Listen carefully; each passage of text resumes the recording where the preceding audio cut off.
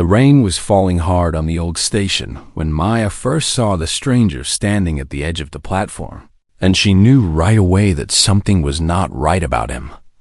Maya was only 16 years old, and she worked at her grandmother's small tea shop inside the station every evening after school ended for the day. Her grandmother had owned the shop for nearly 40 years, and Maya had been helping there since she was just a little girl who could barely reach the counter. The stranger was tall and thin, wearing a long black coat that seemed too warm for the summer weather, even with all the rain coming down outside.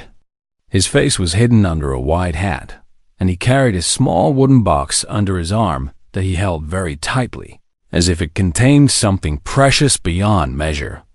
"Who is that man?" Maya asked her grandmother, pointing toward the platform where the stranger stood completely still, not moving even an inch as the wind blew around him. Her grandmother looked up from the cup she was washing, and her eyes went wide with what looked like fear or maybe surprise. She dropped the cup she was holding, and it shattered on the floor with a loud crash that made several customers turn their heads.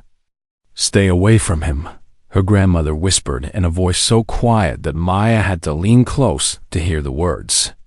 "Stay far away from that man, my child." Maya had never seen her grandmother act this way before. The old woman was usually so calm and strong, never afraid of anything or anyone in the whole world. But now her hands were shaking, and her face had gone pale like the color of fresh snow. "Do you know him, grandmother?"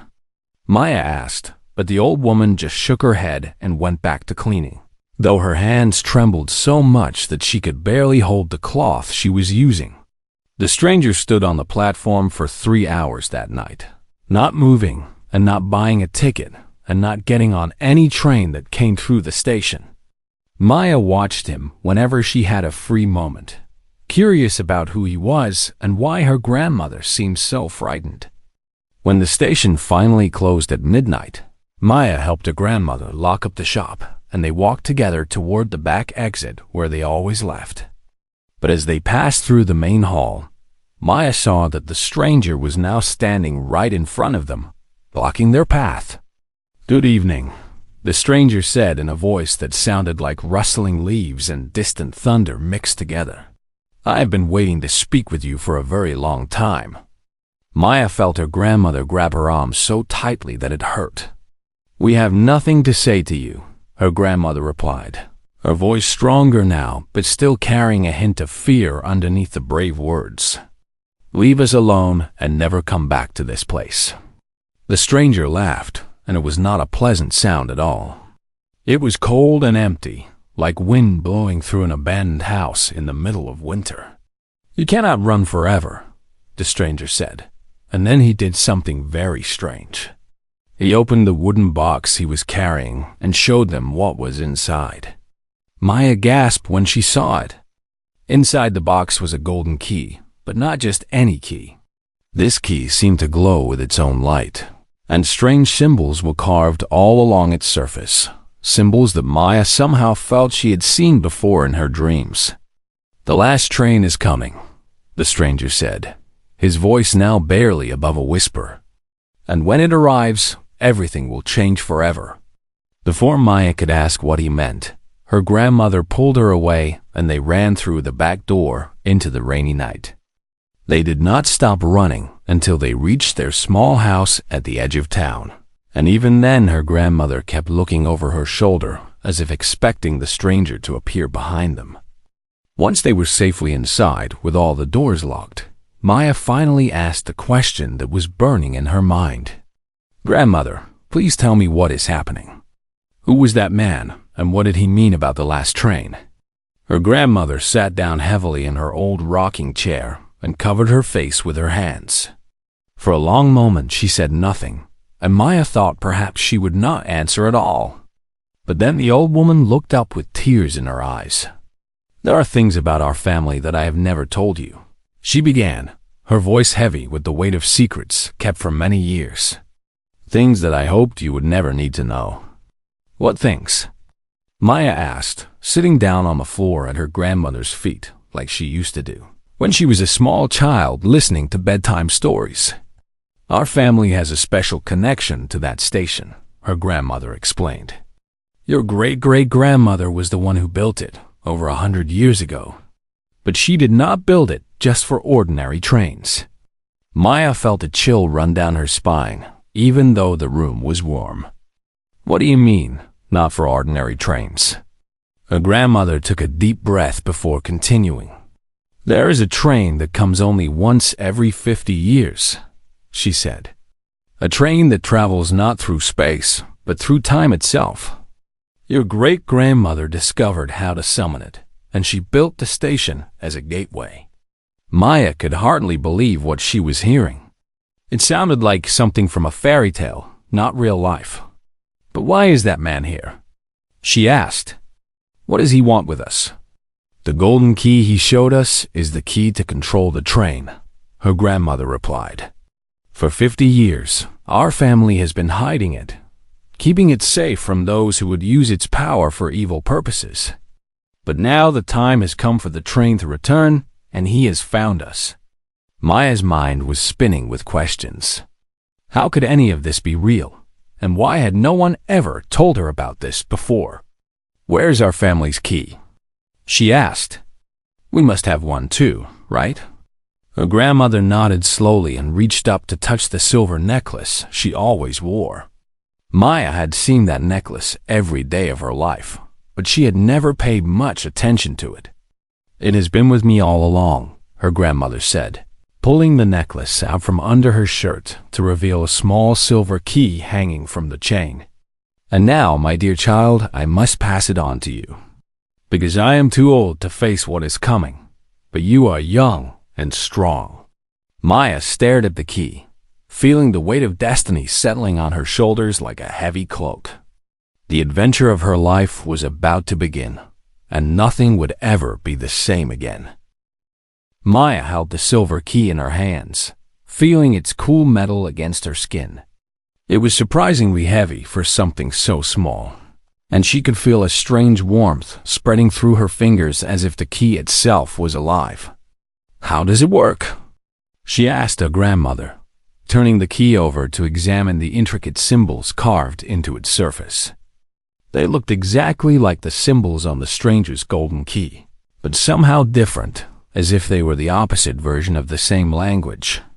There are two keys that control the train, her grandmother explained, settling back in her chair with a tired sigh. The golden key has the power to summon the train and command where it goes. But the silver key has the power to stop it and send it back to where it came from. So they are like opposites? Maya asked, beginning to understand. Exactly right, my clever girl. And that is why the stranger wants our key so badly. With both keys in his possession, he would have complete control over the train. He could travel to any time in history and change whatever he wanted. Maya shuddered at the thought of such power in the hands of someone so clearly dangerous. But who is he? She asked. Where did he come from, and how did he get the golden key? Her grandmother's face grew dark with painful memories. His name is Victor Crane, and he was once a trusted friend of our family. Many years ago, when I was young like you, he came to the station seeking the secrets of the time train. My mother, your great-grandmother, trusted him and taught him everything she knew. What happened? Maya asked, drawn into the story. He betrayed us, her grandmother said, her voice filled with old anger and sadness mixed together. One night, he tried to steal both keys and take control of the train for himself. My mother fought him and managed to save the silver key, but he escaped with the golden one. That was 50 years ago, Maya realized. When the train last came, yes, we thought Victor was gone forever, lost somewhere in time. But now he has returned, and he is more dangerous than ever. Outside, the rain continued to fall and thunder rumbled in the distance like the growling of some great beast. Maya stood up and walked to the window, looking out at the dark street. Somewhere out there, Victor Crane was waiting and planning, and she knew that he would not give up easily. What should we do?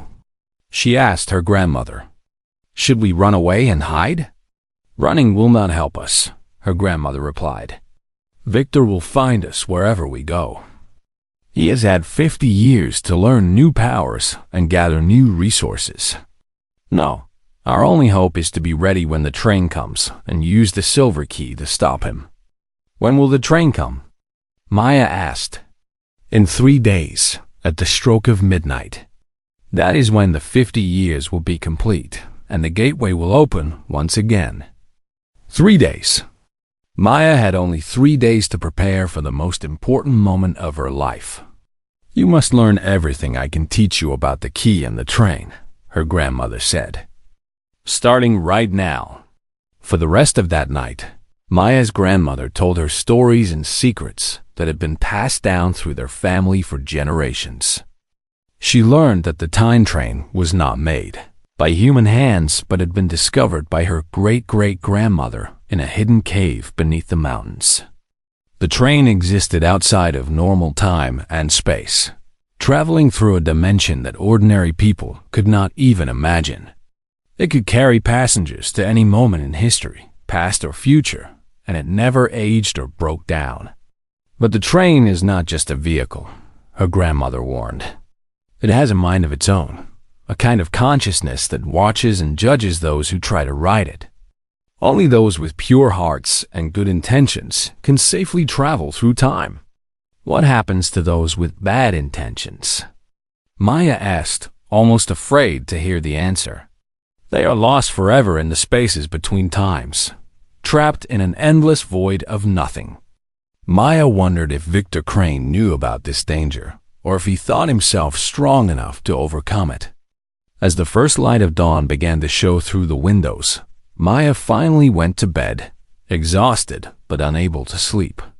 Her mind kept going over everything she had learned, trying to make sense of it all. She had always thought her life was ordinary, just a normal girl going to school and helping at her grandmother's tea shop. But now she knew that she came from a family of guardians, protectors of one of the greatest secrets in all of history. The next morning, Maya woke to find her grandmother already up and cooking breakfast. The old woman looked tired but determined, and she gave Maya a small smile when she came into the kitchen. We have much work to do, her grandmother said. Eat quickly, and then we will begin your training. After a simple breakfast of rice and vegetables, Maya and her grandmother went down to the basement of their house. Maya had been in the basement many times before, but she had never noticed a hidden door at the back, behind a stack of old boxes. Her grandmother pushed the boxes aside and revealed a door made of dark wood with strange symbols carved into its surface, symbols that matched those on the silver key. This is the family vault, her grandmother said. Only those who carry the key can enter. She took the silver key from Maya's hands and inserted it into a small hole in the center of the door. There was a click and a hum, and the door swung open to reveal a room filled with wonders. Maya stepped inside and looked around in amazement. The walls were lined with shelves holding books and scrolls that looked incredibly old. Glass cases displayed strange objects that glowed with mysterious light. And in the center of the room stood a scale model of the train station, perfect in every detail. These are the records of all our ancestors, her grandmother explained. Everything they learned about the time train is written here. Maya walked slowly around the room, touching the spines of ancient books and peering at the glowing objects. One book caught her attention, a large volume bound in leather the color of midnight. What is this one? She asked, pulling it carefully from the shelf. That is the most important book of all, her grandmother replied. It contains the rules of time travel, the laws that even the train itself must follow. Read it carefully, for these rules may save your life. Maya opened the book and began to read the first page. The words were written in an old-fashioned style, but she could understand them. First rule, time flows like a river, and those who swim against it will be swept away, she read aloud. This means that you cannot change major events in history, her grandmother explained.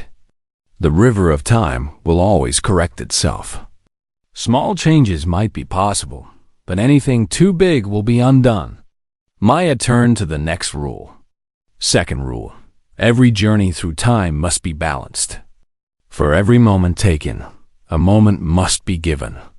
This is the price of time travel, her grandmother said. When you travel to the past, you lose an equal amount of time from your own life. Travel 1 year into the past, and you will age 1 year when you return.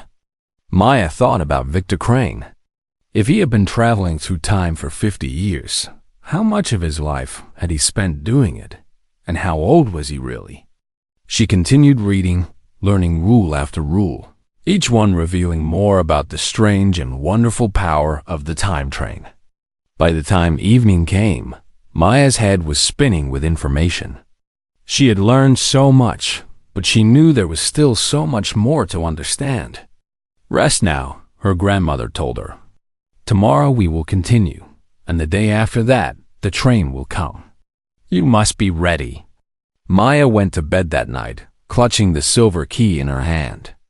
In her dreams, she saw the time train rushing through darkness, its windows glowing with golden light. And at the front of the train, she saw Victor Crane, laughing as he held the golden key high above his head. She woke up in the middle of the night, her heart pounding. Something was wrong. She could hear sounds coming from downstairs, sounds of breaking glass and heavy footsteps. Someone was in the house. Maya grabbed the silver key and jumped out of bed, her heart racing with fear and adrenaline. She could hear more sounds from below, voices whispering and footsteps moving through the house. She crept to her door and opened it just a crack, peering out into the dark hallway. A shadow moved at the bottom of the stairs, and she heard a voice she recognized, the cold, rustling voice of Victor Crane. "Find the old woman and the girl," Victor commanded. "Search every room until you find them. And remember, we need the silver key." Maya realized with horror that Victor had not come alone. He had brought others with him, helpers who were now searching through her home. She had to warn her grandmother. Moving as quietly as she could, Maya slipped out of her room and down the hallway toward her grandmother's bedroom. The floor creaked under her feet and she froze, holding her breath, but the searchers downstairs did not seem to notice. She reached her grandmother's door and pushed it open, ready to shake the old woman awake. But the bed was empty. Where was her grandmother? Then Maya remembered the hidden vault in the basement. Perhaps her grandmother had sensed the danger and gone there to protect the family records. But how could Maya get to the basement without being caught by Victor's men? She thought quickly, trying to remember all the details of her own house. There was a back staircase that led from the hallway down to the kitchen, and from the kitchen she could reach the basement door. Maya moved through the darkness, staying close to the walls and avoiding the places where she knew the floor would creak. She had lived in this house her whole life, and she knew every inch of it. She reached the back staircase and began to descend, one careful step at a time. Halfway down, she heard voices in the kitchen below. "Nothing in here," a gruff voice said. "Just pots and pans and old lady stuff." "Keep looking," another voice replied. "The boss said the key is somewhere in this house. Maybe there's a secret room?" Maya held her breath as the two men moved out of the kitchen and into the living room. As soon as they were gone, she hurried down the rest of the stairs and ran to the basement door. It was locked. Of course, it was locked. Her grandmother must have sealed it from the inside to protect herself and the vault. Maya pressed her silver key against the door, hoping it would work the same way it had worked on the vault door. To her relief, she heard a soft click and the door swung open. She slipped inside and closed the door behind her, then made her way down the dark basement stairs. At the bottom, she could see a faint glow coming from behind the stack of boxes. "Grandmother?" she whispered as loudly as she dared. "Are you there, Maya?" Her grandmother's voice answered. "Thank goodness you are safe.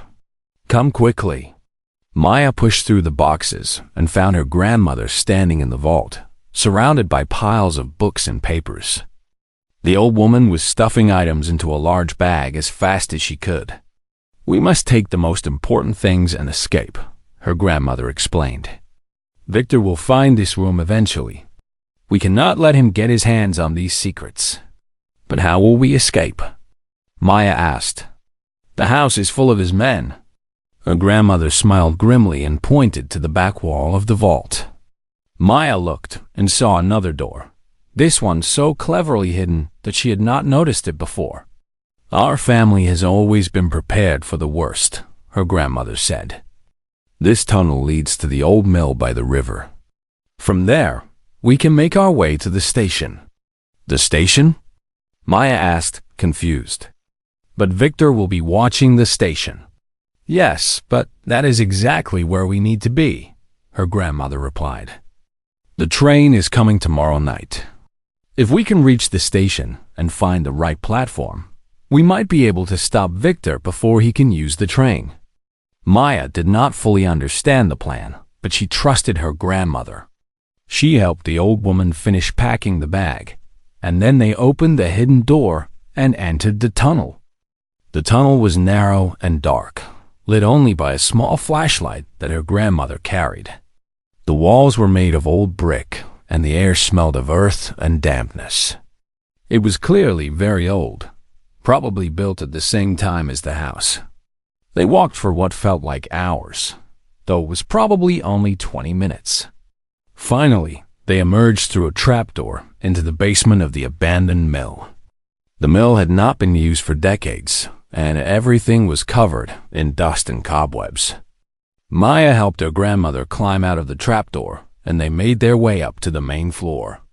Outside, the sky was just beginning to lighten with the first hints of dawn. They had been in the tunnel all night. "We cannot rest," her grandmother said, though Maya could see how tired the old woman was. "We must reach the station before Victor realizes we are gone." They left the mill and began walking along the river, staying off the main roads where Victor's men might be watching. The morning was cool and misty, and Maya shivered in her thin nightclothes. "Here," her grandmother said, pulling a cloak from the bag and wrapping it around Maya's shoulders. "This will keep you warm. It belonged to your great-grandmother." The cloak was made of a strange fabric that seemed to shimmer in the dim light. As soon as Maya put it on, she felt warmth spreading through her body, much more warmth than such a thin cloak should provide.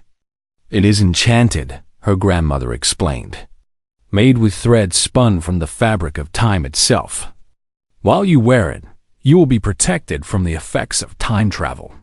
Maya pulled the cloak tighter around herself, grateful for both the warmth and the protection. They walked for another hour before they finally saw the station in the distance. It looked different in the early morning light, quieter and more mysterious than it did during the busy evening hours when Maya usually worked there. "Wait," her grandmother said, pulling Maya behind a tree. "Look there." Maya looked and saw two men standing at the main entrance of the station. They were clearly watching for something or someone. "Victor's men," her grandmother confirmed. "They are guarding the entrance. We will have to find another way in." "The back entrance?" Maya suggested. "The one we always use?" Her grandmother shook her head.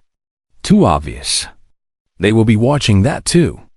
No, we need a secret way in." Maya thought about the station, trying to remember if there was any other entrance. Then she remembered something. "The old luggage platform," she exclaimed. "Behind the station, where they used to unload cargo from the trains. It has been closed for years, but the door might still be there." Her grandmother smiled proudly. "Good thinking, my girl. Lead the way." They circled around the back of the station, staying hidden in the trees and bushes that grew along the railway tracks. Finally, they reached the old luggage platform, a crumbling concrete structure covered in vines and weeds. Maya found the door hidden behind a curtain of ivy. It was old and rusty, but when she pushed against it, it slowly creaked open. They slipped inside and found themselves in a dusty storage room filled with forgotten luggage and old railway equipment. It smelled of mold and rust, but it was better than being outside where Victor's men might find them. "We will wait here until nightfall," her grandmother said, settling down on an old trunk. "When the time comes, we will make our way to the special platform. That is where the time train will appear." "Special platform?" Maya asked. "I have worked at this station for years, but I have never heard of a special platform." "That is because it only exists when the train is coming," her grandmother explained. "It appears between platforms 7 and 8, in a space that should not be there. Only those who know the secret can see it." Maya sat down next to her grandmother and tried to rest. But her mind was too full of questions and worries to allow her to sleep. Tomorrow night, everything would be decided. Either she would stop Victor Crane and save the world from his evil plans, or she would fail and he would gain control of time itself. The weight of responsibility pressed down on her young shoulders, but she was determined not to give up. She was a guardian, like her grandmother and her great-grandmother before her, and she would do whatever it took to protect the time train. The day passed slowly as Maya and her grandmother waited in the dusty storage room.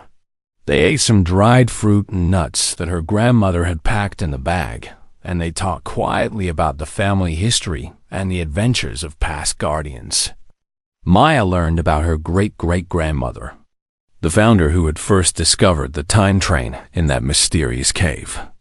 She learned about her great-grandmother, who had fought Victor Crane 50 years ago and nearly lost her life protecting the silver key.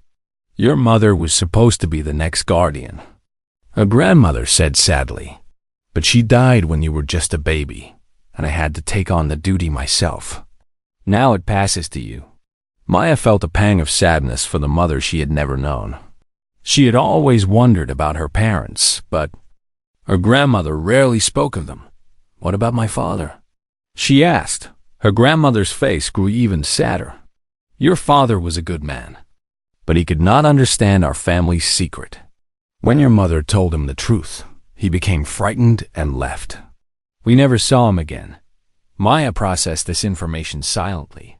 Her whole life, she had thought her father had simply abandoned them. But now she understood that the truth was more complicated. As the sun began to set, her grandmother stood up and stretched her old bones. "It is time," she said. "We must make our way to the special platform. Follow me and stay close." They left the storage room and crept through the back corridors of the station.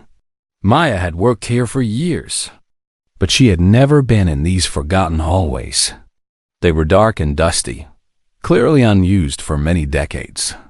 Her grandmother seemed to know exactly where she was going, leading Maya through a maze of passages until they reached a blank wall between two numbered signs that read 7 and 8. "This is the place," her grandmother said. "But the platform will not appear until midnight. We must wait." Maya looked at her watch. It was almost 10 o'clock, which meant they had 2 hours to wait. "What if Victor finds us before then?" she asked nervously. "We must hope that he does not," her grandmother replied. "But if he does, you must take the key and run. Do not try to fight him. Just get to the platform and stop the train." "I will not leave you," Maya protested. "You may have no choice," her grandmother said gently. "I am old. Maya, I have lived a long life, but you are young, and the future of the world depends on you. Promise me that you will do whatever is necessary to protect the silver key." Maya did not want to make such a promise, but she saw the serious look in her grandmother's eyes and knew that this was important. "I promise," she said reluctantly. They settled down to wait, hiding behind some old crates where they could watch the wall but not be easily seen. The station gradually grew quieter as the evening trains departed and fewer passengers came through. At 11 o'clock, they heard footsteps approaching. Maya's heart jumped into her throat as she recognized the distinctive sound of Victor Crane's boots on the concrete floor. He was coming. "Stay hidden," her grandmother whispered, "and remember your promise." Victor appeared around the corner, his golden key glowing in his hand. Behind him walked 4 of his men, all of them carrying weapons. "I know you are here, old woman," Victor called out. "I can feel the presence of the silver key. You cannot hide from me." Maya held her breath, pressing herself deeper into the shadows. Beside her, she felt her grandmother tense. "Come out and give me the key, and I will let you live," Victor continued. "Resist me, and you will suffer." For a long moment, nothing happened. Then Maya's grandmother stood up and stepped out of the hiding place. "No!" Maya wanted to scream, but her grandmother shot her a warning look that kept her silent. "Victor Crane," her grandmother said, her voice strong and clear, "you have returned after all these years.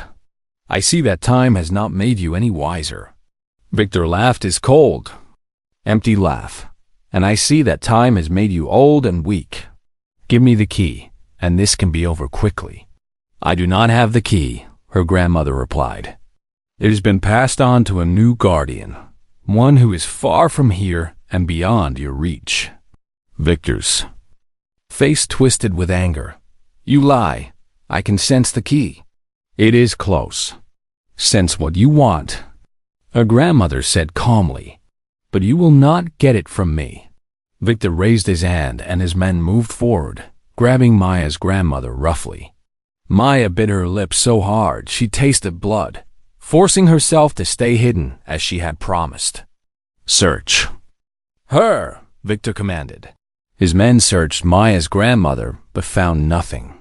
She had hidden the silver key in a secret pocket of the cloak that Maya was now wearing. Victor's face grew red with rage. "Where is it? Tell me." "I told you," her grandmother said. "It is beyond your reach." Victor grabbed Maya's grandmother by the shoulders and shook her. "I have waited 50 years for this moment. I will not be denied."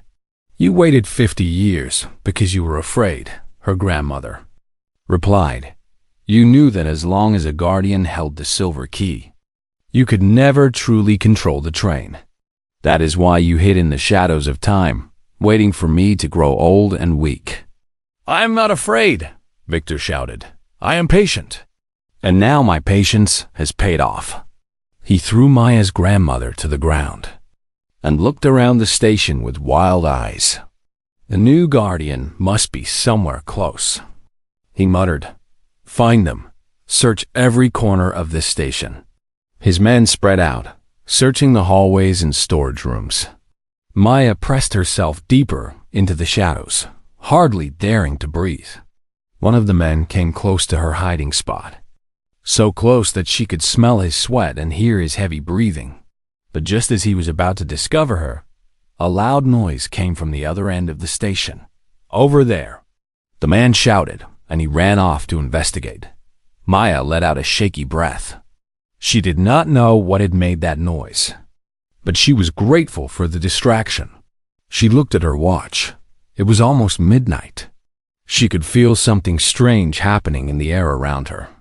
It was like electricity, like the feeling before a thunderstorm. And she realized that the platform was beginning to appear. The blank wall between platforms 7 and 8 was starting to shimmer and change. Colors swirled and danced across its surface, and Maya could see something taking shape behind it. Victor saw it too. He let out a cry of triumph and ran toward the appearing platform, holding his golden key high. "The train is coming," he shouted. Finally, after all these years, the train is coming. Maya knew she had to act. She could not let Victor reach the train before her. She jumped out of her hiding place and ran toward the platform. Victor's men saw her and shouted, but she was faster than them. She had always been a fast runner, and now fear and determination gave her extra speed. Victor turned and saw her running. His eyes went wide when he spotted the cloak she was wearing. The Guardian! He screamed. Stop her, but it was too late. Maya reached the shimmering wall just as it fully transformed into a new platform. And there, pulling into the station with a sound like thunder and starlight, was the time train. It was the most beautiful and terrifying thing Maya had ever seen. It seemed to be made of pure light and shadow, constantly shifting and changing. Windows glowed with golden radiance, and symbols like the ones on her key danced across its surface. Maya ran toward the train, pulling out the silver key. Behind her, she could hear Victor's footsteps pounding on the platform. She had to reach the train first. She had to stop Victor.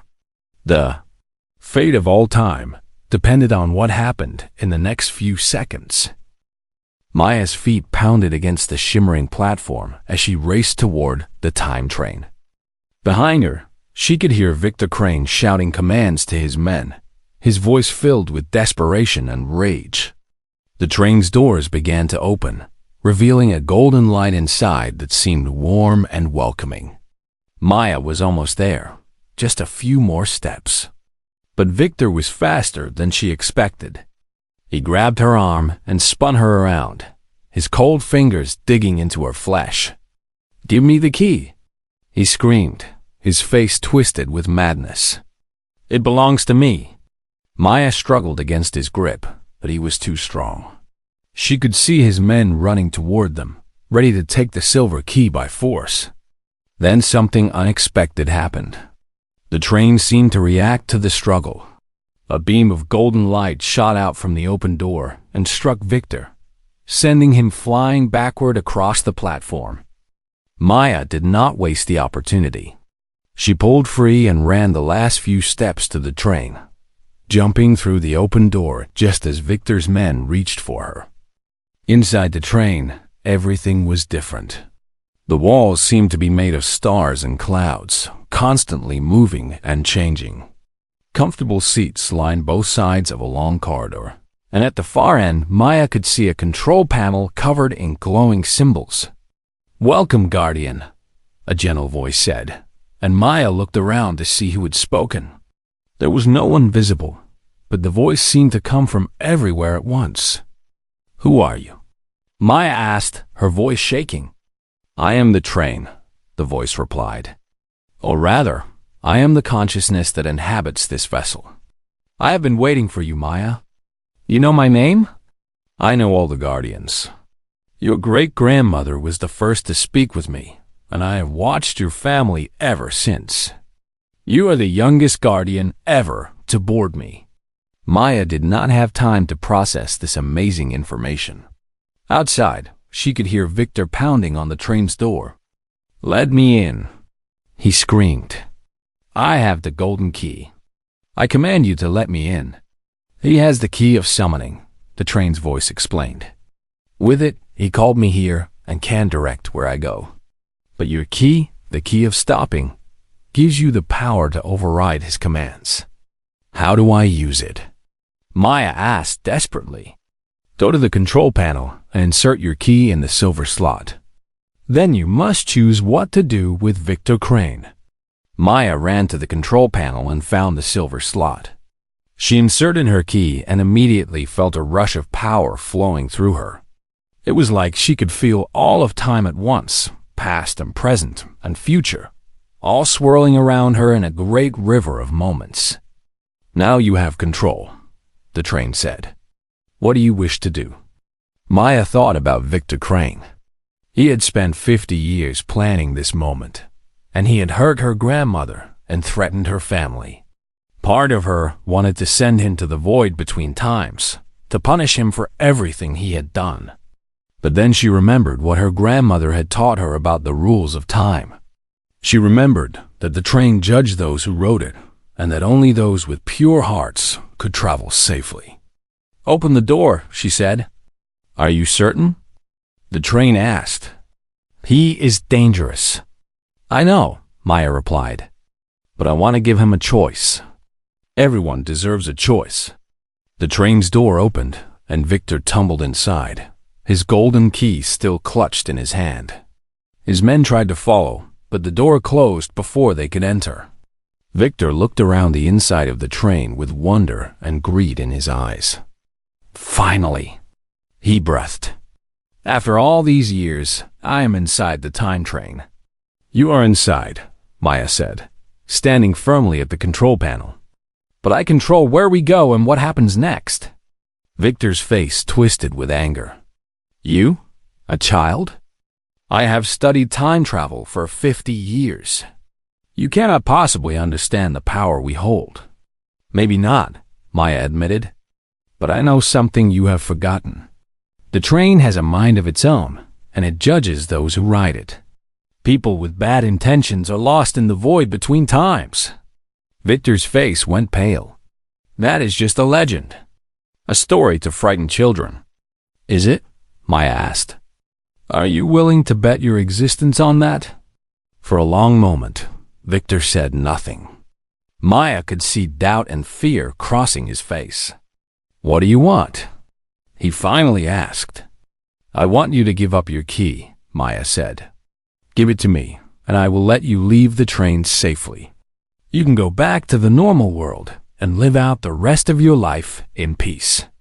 And if I refuse, then I will activate the train with both of us inside, and we will see which of us has the purer heart.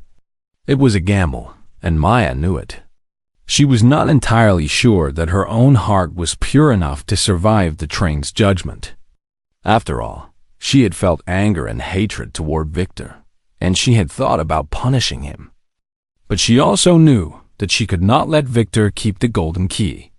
As long as he had it, he would always be a threat to her family and to the world. Victor stared at her for a long moment, his eyes searching her face for any sign of weakness. But Maya held her ground, meeting his gaze without flinching. Finally, incredibly, Victor's shoulders slumped in defeat. You remind me of your great-grandmother, he said quietly. She had the same courage and determination. That is why I could never defeat her. He held out the golden key. Take it, he said. Take it and let me go. I am tired of fighting. I have wasted 50 years chasing power, and what do I have to show for it? Nothing but loneliness and regret. Maya took the golden key carefully, half expecting Victor to grab her. But he made no move to attack. He simply stood there, looking old and broken. Go, Maya said, gesturing toward the door. Don't live whatever life you have left. Victor nodded and walked toward the door. But before he stepped out, he turned back one last time. Protect the keys well, he said. There are others out there who would seek them. Others who are far more dangerous than I ever was. Then he was gone, stepping out onto the platform and disappearing into the shadows of the station. Maya stood alone in the time train, holding both keys in her hands. She could feel the power of time flowing around her, waiting for her command. What would you like to do now, Guardian? The train asked. Maya thought about all the possibilities. She could travel anywhere in time, see any moment in history, even visit her mother who had died when she was a baby. But she remembered the rules. Every journey had a cost, and she was too young to pay the price of time travel. I would like to go home, she said. And I would like you to return to wherever you came from until the next Guardian needs you. A wise choice, the train said approvingly. Many Guardians have been tempted by the power of time travel, but you understand that some things are more important than power. The train's door opened, and Maya stepped out onto the platform. The station looked normal again, and the special platform was beginning to fade. She ran through the station, searching for her grandmother. She found the old woman sitting against a wall, surrounded by station workers who had come to help her. Maya, her grandmother cried, reaching out her arms. You are safe. Maya hugged her grandmother tightly, tears of relief streaming down her face. I did it, grandmother, she said. I stopped Victor, and I got the golden key. Her grandmother pulled back and looked at Maya with pride shining in her eyes. I knew you could do it, she said. You are a true guardian, the best our family has ever produced. They sat together on the platform as the sun began to rise. Two guardians of time, one old and one young. The adventure was over, but Maya knew that her life as a guardian was just beginning. Somewhere out there, as Victor had warned, there were others who would seek the power of the time train. And when they came, Maya would be ready. She looked at the two keys in her hands, one silver and one gold, and she smiled. She was Maya, guardian of the time train, and she was not afraid of what the future might bring. The station came to life around them as the morning commuters began to arrive. None of them knew what had happened during the night. None of them knew how close the world had come to danger. But Maya knew, and her grandmother knew, and that was enough. As they walked home together, Maya looked back at the station one last time. It looked ordinary and unremarkable, just an old building where trains came and went. But she knew the truth now. She knew that hidden within its walls was a gateway to all of time, and she knew that she was its protector. The last train had come and gone, but Maya's story was only just beginning.